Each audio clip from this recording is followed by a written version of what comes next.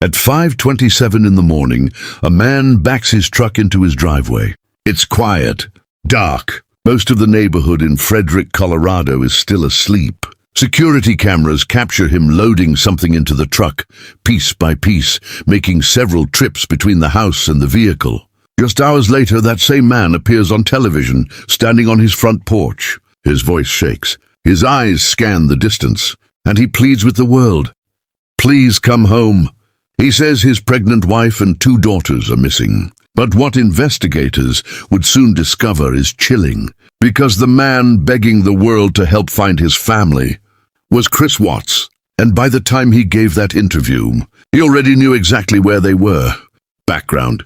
To understand why this case shocked millions of people, you have to understand how normal everything seemed before the crime. The Watts family looked like the picture of suburban happiness. Chris Watts lived with his wife Shanann Watts and their 2 young daughters in a quiet neighborhood in Frederick, Colorado, just outside Denver, Colorado. Chris worked as an oil field operator for Anadarko Petroleum. He was known as quiet, soft-spoken, the kind of man co-workers described as easygoing. Shanann, on the other hand, had a completely different personality. She was energetic, outspoken, social. She frequently shared her life on social media, posting videos of family dinners, vacations, birthday celebrations, and playful moments with their daughters. Her Facebook page was filled with laughter. Bella, their 4-year-old daughter, loved singing and dancing. Celeste, just 3 years old, was full of energy and mischief. Their house was large, beautiful, and to the outside world their family seemed close. But the reality behind closed doors was far more complicated. Financial problems had been building for years. The couple had previously filed for bankruptcy. Bills were piling up. Stress was quietly growing inside the home. But the biggest change came in the summer of 2018, because that was when Chris Watts met someone new. Warning signs. In June of 2018, Chris began working closely with a co-worker named Nicole Kessinger. At first, their relationship seemed innocent. They talked at work. They shared lunches. But soon, their conversations became personal. Text messages turned into long phone calls. And eventually, the two began a romantic relationship. For Chris, the relationship represented something he hadn't felt in years. Freedom, excitement, a life without the responsibilities of marriage and fatherhood. Nicole believed Chris was in the process of separating from his wife. But in reality, Chris had never told Shanann about the affair. Instead, he started living 2 separate lives, one life with his family, and another with his new girlfriend. During this time, friends began noticing changes in his behavior. Chris had started losing weight rapidly. He began working out intensely. He seemed emotionally distant. Shanann noticed it too. While she was on a business trip weeks before the murders, she sent worried messages to friends saying Chris felt different. He no longer showed affection. He seemed cold, detached. She even wrote in one message, "I don't feel safe in this relationship anymore." But she had no idea just how dangerous things were about to become. The crime. On the night of August 12, 2018, Shanann returned home from a work trip. It was nearly 2 in the morning. A friend dropped her off at the house. Security cameras captured her walking through the front door. It would be the last time anyone saw her alive. Sometime during the early morning hours, an argument broke out between Chris and Shanann. Investigators later believed Shanann had discovered the affair. What happened next was horrifying. Chris admitted that he strangled Shanann in their bedroom. She was 15 weeks pregnant with their unborn son, whom they had planned to name Nico. But the violence did not stop there. Chris later confessed that his daughters had witnessed the aftermath.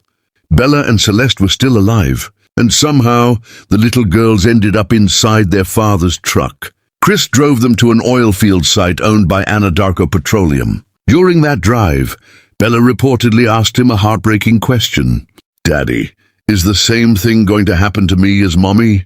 Moments later, Chris ended both of their lives. At the oil site, he buried Shanann in a shallow grave. Then he placed the bodies of his daughters into 2 massive oil tanks. The tanks were over 20 feet tall.